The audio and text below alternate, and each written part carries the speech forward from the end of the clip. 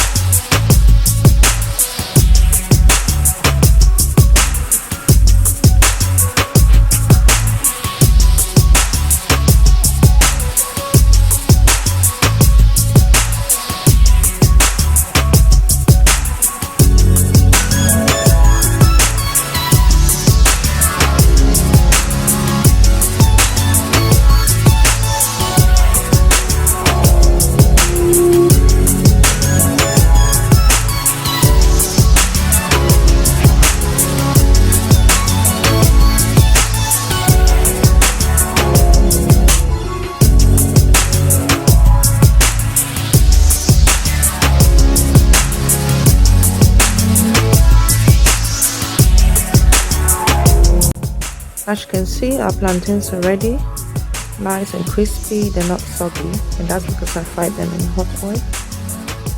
You can have this with beans, you can have this with fried fish, or you can have it with fried eggs for breakfast.